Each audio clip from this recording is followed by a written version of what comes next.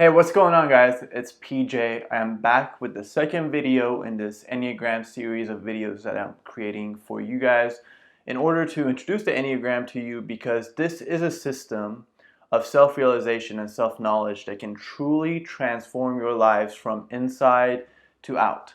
And the Enneagram meets you where you are. So a lot of systems, whether it's the 16 personalities test or whether it's astrology, they might give you things about yourself. They might give you pointers about yourself, but a lot of times they might not meet you exactly where you are, but also provide you with a path to go from where you are to an enlightened or a higher version of yourself, a higher manifestation of who you can be in this world. Because according to the Enneagram, each type of personality has 9 levels of health that it can manifest out into the world. So a type 9 at the highest level of health is completely different than the type 9 at the lowest level of health. They might not even be recognizable, but underneath the physicality, underneath what we see, they share the same core characteristics, but in the highest version of it, it's just manifesting in a very healthy way. So the desire, for example, in type 9, they're the peacemakers. So in them, for example, the desire to want to bring harmony and, want to magnify the positive and the good and not really pay attention to the bad in people, that quality, if gone unchecked, can be very destructive for a person's life, because it might make them resign and not pay attention to certain important realities that they need to pay attention to in their lives, and they might become too much of a passenger in their own life versus a driver. But at the highest level of health, that same quality can be a bringer of harmony into people's lives, a bringer of people together. And so, these levels of health are very important for us to understand, and catch ourselves. Once we learn our type, catch ourselves. Am I on this scale? And you can find a good list of these levels of health on the Enneagram Institute. But catch yourself and see where you fall on this ladder of health. Because you might find yourself at the 6th level of health as a type 9, for example. And then you can see that at 5th level of health, and as it goes higher, it gets better. So at 5th level of health, like, what qualities of that 5th level can I bring into my being right now to manifest more and more of my higher qualities? And you can move yourself up that ladder. So the key, though, to all of this is self-observation. Self-observation is the first step into the Enneagram study. Well, I take that back. The first step is to learn the types. Second step is to observe yourself, catch yourself in the act of doing certain things that type represents. So today, I want to help us move through that first step, which I said, let's get to know the types a little bit better. And in order to give some organization to the way I'm going to present these topics, I'm going to break it down into 3 categories for the types. There are 9 types in the Enneagram system.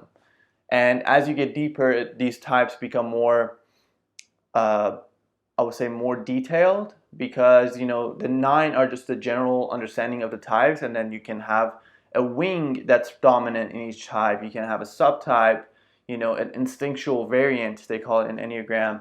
So this is not to overwhelm you with all that information. I just want to get the conversation started on the types, and as we go through the series, we're going to go deeper and deeper into the understanding of each type. So let's start with explaining the 3 main categories of the types of the Enneagram. So according to the Enneagram knowledge, each individual human being their psyche is structured of 3 different parts, 3 different elements. And these really, I feel like intuitively we can understand these really well. The Enneagram breaks it down into heart, head, and gut.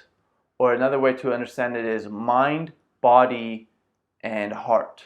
So the gut type of the Enneagram, the gut types, so to speak, the body types of the Enneagram. Type 8, type 9, and type 1. This is the category we're going to really dive deeply into today. These are the types that have a really close connection to anger. And even though they might not show anger whatsoever, the anger in these types might either be repressed or denied or expressed. The type 8 is a challenger. It's called a challenger. It's the type that does express that anger.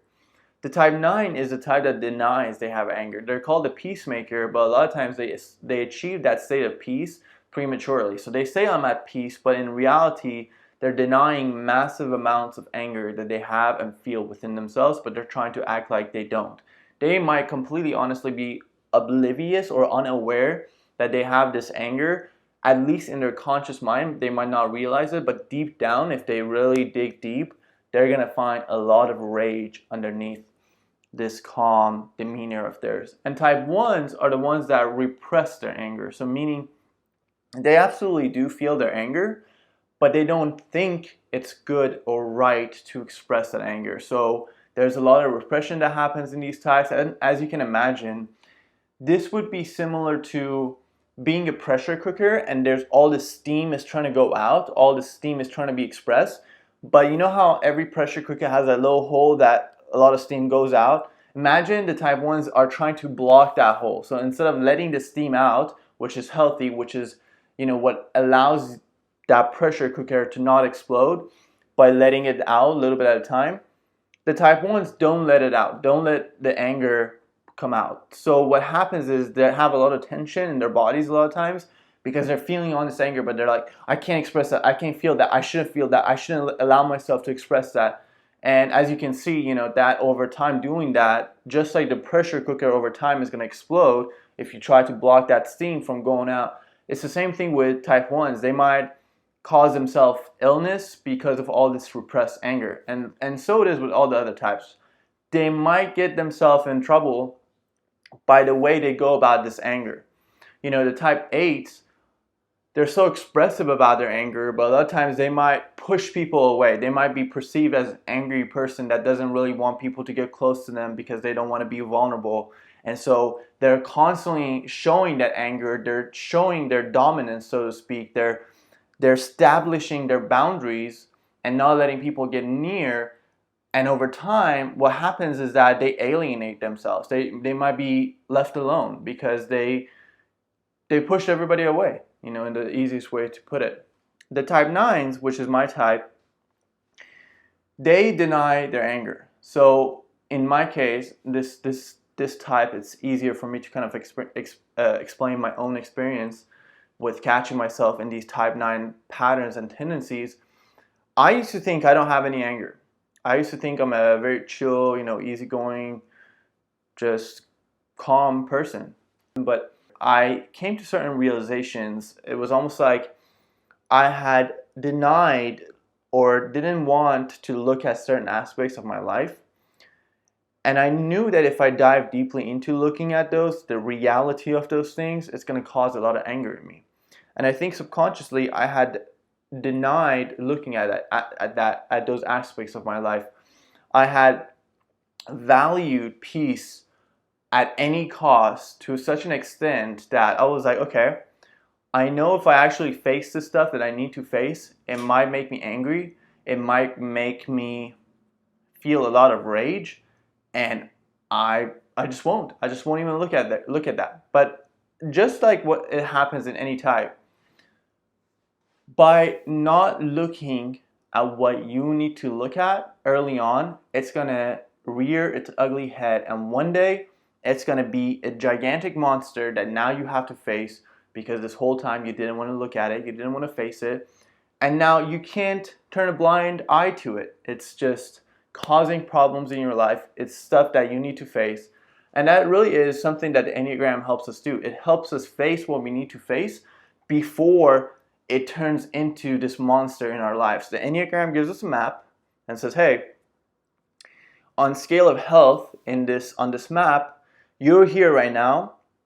You are either on upward progress or you're upwards oriented. You're moving higher and higher into higher levels of health, Or you can catch yourself moving downwards, like a downward spiral, into these lower levels of health. So by giving you that map, you can look at it and say, okay, I am catching myself exhibit more tendencies of the unhealthier versions of my type. So let me catch myself in the act, move consciously into higher levels of health by doing what I need to do. If it's facing certain shadow aspects, certain grief parts of myself that I need to look at, let me do that. Let me face that. And by doing so, you prevent that downward spiral from happening. So what happened for me in my case is that ultimately I had to face the stuff that I didn't want to face. And by facing that, a lot of anger came to surface for me. I realized that I had completely denied that I have all this anger within me. And it was almost like I was that pressure cooker. Going back to the pressure cooker example, I think this could be a good place to use that example again. If type 1s hear that steam trying to come out, but then they block that hole of the steam going out. Well, the type 9s, what they do is let's say the pressure cooker is in a different room. They just go out of the house. They completely deny that that's there. It's like they go for a walk in the park and just deny that pressure cooker is there. And ultimately, they come back a few hours later, and that pressure cooker has already been going off for so many hours, and they're now surprised that it's reached a point that it's now going to explode and erupt like a volcano.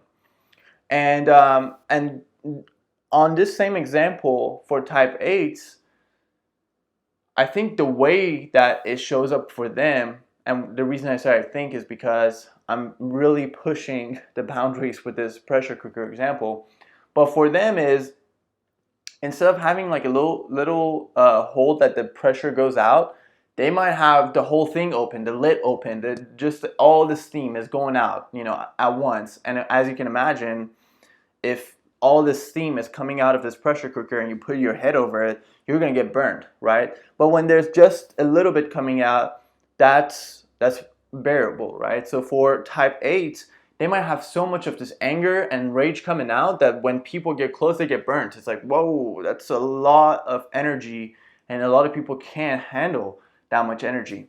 So anger and the relationship to anger is a very fundamental part of the lives of these 3 types of the Enneagram, the body types or the instinctual types, which are type 8, type 9, and type 1. And for a long time when I first started my Enneagram journey, I didn't really understand this, nor did I really care. I was like, okay, anger, that's, I guess, the big emotion or the anchor emotion of these types. I was like, whatever, I didn't really care, nor did it really make sense to me at the time, because as a type 9, I had denied that anger. So it didn't really resonate when I first was studying and learning about this. But as time went on, I realized that anger is indeed a very fundamental emotion that each of these types have created a certain relationship with it. So anger is an energy that can motivate a lot of action, right? People get angry and then that leads to action. The type 9s, by denying that anger, they are robbing themselves from that potential and that action taking, that initiative taking, that charge that anger energy can bring into their lives and motivate them towards action. And the virtue of type 9 is right action, meaning that now they are so in touch with their gut, they know what their gut feeling says, I know what the right thing is to do, and they have the drive to take action. Now they have gotten in touch with their anger, and now they have integrated that anger. So it's like they've become whole again.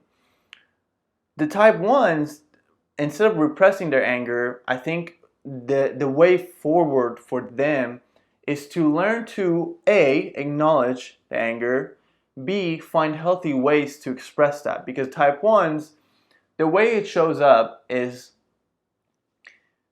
their focus of attention is on perfection. They care about environment around them being perfect, things being done in the perfect way, things being very organized, neatly oriented. Well, a lot of times that doesn't happen. And by those things not happening, it causes a lot of anger in the gut section of type 1s. If they can learn to allow themselves to express that anger in constructive ways, because type 1s can be phenomenal teachers. They have an instinctual understanding of what is right and wrong. They can really have this massive drive to want to help people be better. They can be amazing teachers. If they just learn to channel that energy of anger that they feel, like, let me suppress this. If they learn to channel that outwardly, express it, but in healthy ways, instead of saying, oh, this person didn't do this thing this way that I believe would be the perfect way to do it. Well, instead of suppressing that, go and allow your emotions to cool down a little bit, and then go express that desire to that person. Have a conversation with them. And in that way, express that anger or that frustration in a healthy way. When you go and talk to them and say, you can say like, hey, I really would appreciate if this gets done this way. And don't come to them with indignation, that energy of like, oh, I know so much better than you. Like, come with the energy of humility, humbleness, understanding, seek first to understand and to be understood. In that way of approaching a conversation, you can let that anger out, you can express it, and it actually might become very constructive, and it can change your life, improve their life, and so on and so forth, and improve your relationships over time with yourself and with the people around you. So it's a win-win situation for all. Now, let's go to type 8s. Type 8s are the ones that express that anger. So, in childhood, they might have realized that the best way for them to get their needs met is to puff up, be strong, be steadfast, be very have a lot of boundaries around yourself. Don't let people come close enough to hurt you, because a lot of times they might have felt like, as a child, they might have felt like if they don't have strong boundaries, if they are not strong, if they let people close, they might be taken advantage of. So the best way for them is to express that anger, so that that anger, in a sense, keeps people away. Now, this doesn't mean that type 8s go around and are angry at people, but it does mean that they can very easily tap into that anger. They have no problem expressing that anger. So for me, for example, if I'm in a public setting as a type 9 and something happens that makes me angry, it's very rare that you see me express that anger. For example, let's say I go to a restaurant and they bring, like, I've been sitting there for an hour and they bring my food and it's wrong, or it's not made correctly. So I'm already angry that it's been taking so long. B, I'm angry that they got it wrong after all this time. Now, let's say I'm eating with a type 8 friend. As a type 9, I say whatever. Let's just not deal with this. I'm not going to return it. I'm just going to deal with it like I'm going to eat it, even if it's not exactly what I wanted. Well, the type 8 is not going to have any problem expressing that anger. So in that scenario, they're going to say, hey, this is not, they might even stand up. They might push the plate away. They might say, what is this? I waited an hour and you bring me this food that's not even what I ordered. What's going on with you? And as a type 9, I would see that, and I would be terrified. I'm like, wow, I didn't even realize somebody can be so dominant, so to speak. But at the same time, it's very attractive for type 9s to be around type 8s, because it almost gives them a realization that there's an option to be like that they had no idea. So for type 8s, they have no problem expressing the anger. Now, the work for them, some of the most powerful change agents in the world, like MLK Jr., he was a type 8. So the way he learned, you don't think he was angry? Like, he was probably, filled with anger because of the situations that he had to face. But he learned how to channel that anger into very constructive, productive ways. And that's the key for type 8s. If they have enormous, unlimited energy that, underlying the energy, there might be anger and it's coming from anger. But if they can learn to channel that, it's almost like a very powerful river that's just flowing, but it's flowing into a place that it shouldn't be flowing into. I don't know where I'm going with this metaphor. If they can turn that river and have it face into a productive, constructive way, then that energy, that outpour of energy that they have, that can change lives, especially if it's used constructively and for betterment of humanity and the world and their surroundings. So each of these types, these three types, these instinctual types, these body types, these gut types, like I said, they have a different relationship with anger, and they all can develop a healthy relationship with anger. Type 8s can learn to channel it constructively. Type 1s can learn to express it in constructive ways as well, and make sure that they don't try to suppress it and keep it all in and never express it, never allow themselves to express it. Allow themselves to express it in a calm, gentle way, in a constructive way, and channel it as well in a healthy way. And type 9s, realize and acknowledge that you indeed have anger. Face it. Don't leave it in a closet and never look at it and say everything's fine. I don't even know anger. I've never seen anger in my life. No, face that, because there's untapped energy there. A lot of times type 9s might feel fatigued or lethargic or helpless, like a victim mentality. They need to tap into that anger, and they will regain that energy that they need to pursue their own goals and agenda and motivations and inspirations in life. And so it can be a very powerful, healthy relationship if they can cultivate it with their anger. One of my friends that I was hanging out with yesterday, he said he was talking about fear. And I thought this was so good. He was saying, some people live in fear and some people live with fear. And in this case, some people live in anger and some people live with anger.